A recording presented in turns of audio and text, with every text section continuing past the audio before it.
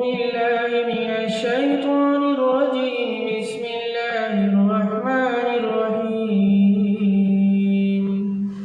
إني وجهت وجهي للذي فطر السماوات والأرض حنيفا وما أنا من المشركين.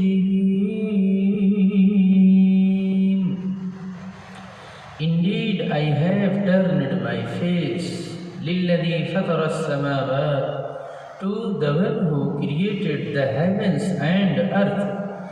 As true Muslims, monotheists, وَمَا أَنَا مِنَ الْمُشْرِكِينَ, and not I am of the polytheists. انی وجہت، میں نے اپنا رخ اچھی طرح وفاداری، وفا شعاری، ایمانداری کے ساتھ اپنا رخ اور اپنی پوری توجہ اس اللہ کے لیے اور اس اللہ کی طرف کیا جس اللہ نے آسمانوں کو، زمینوں کو بنایا، اور پوری ایمانداری کے ساتھ میں اپنا دل دماغ اس کی طرف متوجہ کیا اور اسی کو دے دیا. وما انا من المشرکین. اور کافروں سے کہا جا رہا ہے آپ ان سے کہیے کہ ہمارا تمہارا کوئی میچ نہیں ہے، اس لیے کہ میں مشرک نہیں، تم مشرک ہو، میں موحد ہوں، میں توحید پسند ہوں، تم شرک پرست ہو، تم کافر ہو، تمہارا راستہ گندا ہے، ہمارا راستہ صاف ستھرا ہے، ہمارا راستہ نجات ہے، تمہارا راستہ جہنم ہے، ہمارا گڈ راستہ ہے، اچھا راستہ ہے، تمہارا غلط راستہ ہے. میرے بھائی، جب قربانی کی جاتی ہے تو اس دعا کو پڑھی جاتی ہے. سوچیے کتنی بھاری دعا ہے، لیکن افسوس ہے کہ لوگ اس کو سمجھتے نہیں. قربانی ہے کیا چیز؟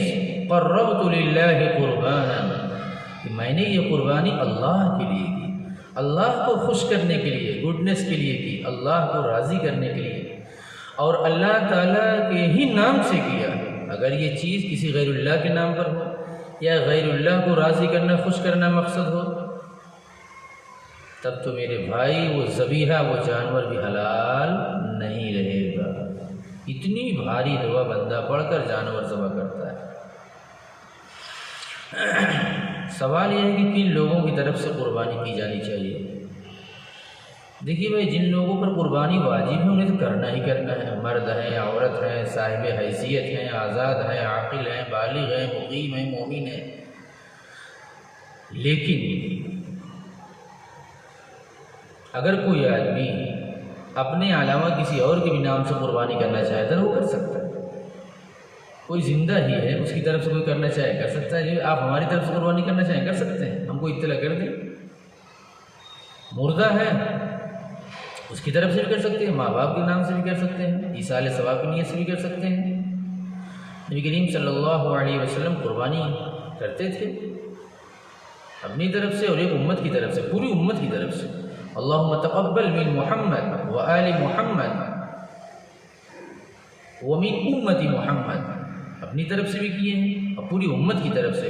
قربانی نہیں کیے ہیں، ثواب میں شرکت پوری امت کو، پوری امت کی شرکت ہوئی ہے اور پوری امت کو شریک کی ہے.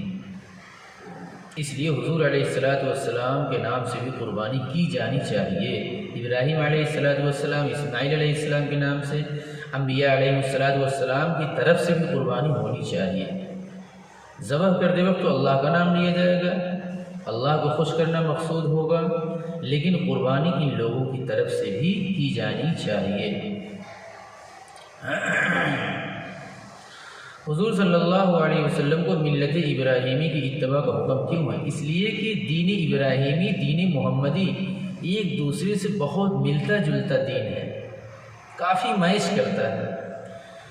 بھائی مسواک ہے، کلی کرنا ہے، ناک میں پانی ڈالنا ہے، زیر ناک بنانا ہے، بغل کے بال، سائڈ کے بال بنانا ہے، دانت صاف کرنا ہے، یہ سب ساری چیزیں حضرت ابراہیم علیہ السلام نے بنیاد ڈالی. اب بعد میں چل کر دین محمدی کا حصہ بن گیا.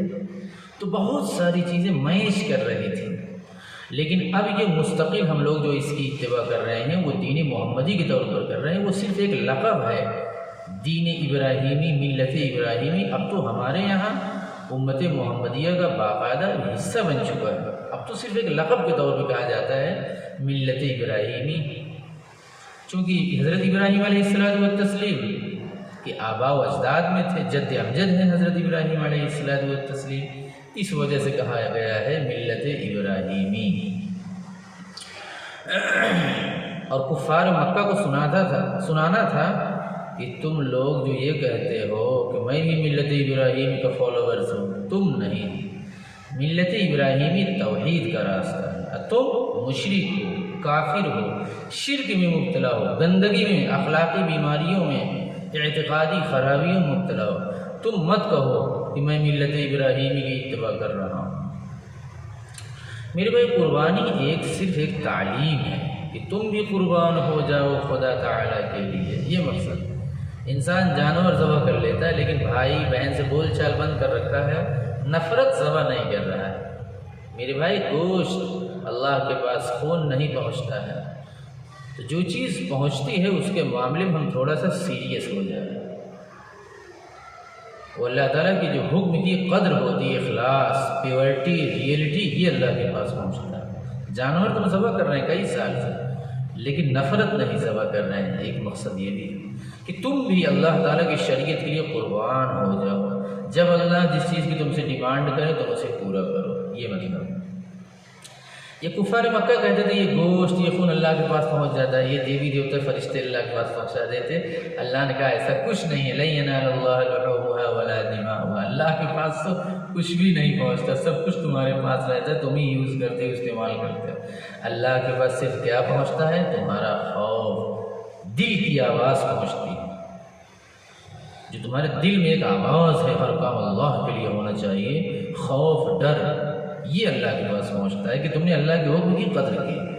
حاجی لوگ میرے بھائی کیا کرتے ہیں؟ اللہ اکبر، اللہ اکبر، لا الہ الا اللہ، جانور ذبح کر رہے ہیں، انی وجہت وجہی للذی، بسم اللہ، اللہ اکبر، کھانا کھانے چل رہے ہیں، بسم اللہ وعلی برکت اللہ، کھا لیے ہیں، الحمدللہ الذی اطعمنا وسقانا وجعلنا، اللہ اکبر، لا الہ الا اللہ، اللہ اکبر۔ اللہ تعالیٰ توحید کے ماحول دینا چاہتے ہیں، توحیدی نعرہ لگاؤ، توحیدی حلہ مچاؤ، اور بلند آواز سے پڑھو، نماز کے بعد پڑھو، تاکہ تمہارے بال سے، کھال سے، دل سے، دماغ سے ایک آواز آئے، اللہ اکبر، خدا تعالیٰ سے بڑا کوئی نہیں، نہ امریکہ نہ چائنا، اور عبادت کے قابل اللہ کے علاوہ کوئی نہیں، وہ چاہے جتنا بڑا دکھتا ہو، چاہے وہ جتنا بڑا ہی ہو، زمین ہو، آسمان ہو، عبادت کے قابل کوئی نہیں ہے، نہ مخلوق میں، نہ فرشتے میں، نہ نبی میں، نہ ولی میں، مخلوق میں کوئی بھی نہیں ہے، اور نہ انہی ہیں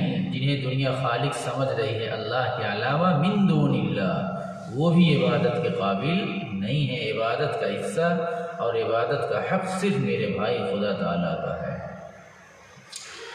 ایک چیز اور ہے جانور کی عمر کے بارے میں، کوئی بھی جانور ہو مسنہ ہونا ضروری ہے۔ مسنہ کا مطلب کیا ہوتا ہے؟ اس کی عمر ایک دم پکی ہونی چاہیے، وہ 1 سال کا ہو، دوسرے سال میں داخلہ شروع ہو گیا ہو، بکرا ہو۔ دمبا ہو، وہ بھی عمر ہے 6 مہینے کا ہو، کم سے کم 1 سال کا لگ رہا ہو، دکھ رہا ہو۔ اسی طریقے سے اونٹ ہے، کم سے کم 5 سال کا ہو، چھٹے میں چلا گیا ہو۔ پڑوا ہے، کم سے کم 2 سال کا ہو، تیسرے میں چلا گیا ہو، تب جا کے قربانی ہوگی، اور تب جا کر گوشت میں میرے بھائی ٹیسٹ ملے گا، ورنہ 3 مہینے کے بچہ ہم لوگ پورا سال خرید کے کھاتے ہیں، کوئی ٹیسٹ نہیں ملتا۔ اس لیے اللہ نے عمر کی قید لگا دی تاکہ قربانی کے جانور جو ذبح ہو اس کے گوشت کو